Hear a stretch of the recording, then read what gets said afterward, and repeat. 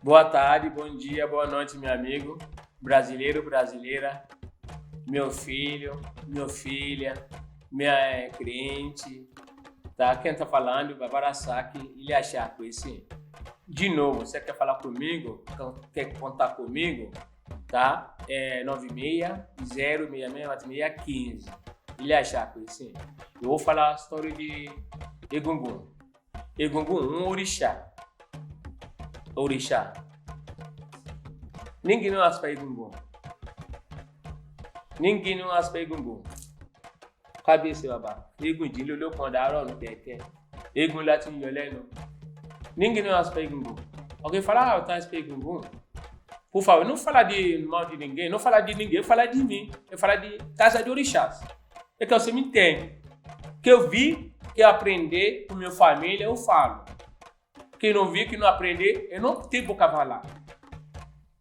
Tá me entendendo, meu irmão? Ninguém não aspa Egungun. Ninguém não aspa Egungun. Ah, eu tá aspa Egungun? Ah, eu tá pinta Egungun? Não. Egungun orixá. Egungun é irmão de ouro. Quem chegou primeiro foi ouro chegando primeiro na terra. Depois Egungun chega. Por isso, mulher não topa no festa de Egungun, na xixi, aí no etutu de Egungun, aí no de ouro, mulher não topa. Egungun, mulher, faz a parte, cantar, dançar, sair na rua, junto com Egungun. Não você tá me entendendo, meu irmão? Tá?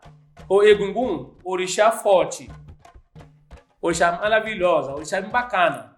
Pressão porque tem Egungun.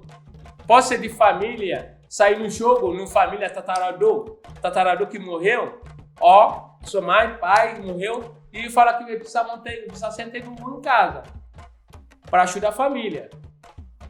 Egungun, dá filho.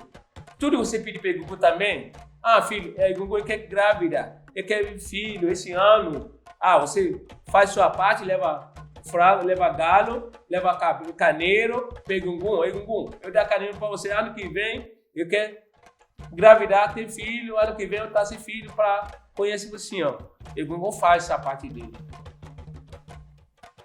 Egungun, não pode encostar Egungun, não pode ficar perto do Egungun, não tem nada a ver. Não tem nada a ver. Tá? Não tem nada a ver. Ah, aspa Egungun? Não, isso aí não aspa Egungun. Tá bom, meu irmão?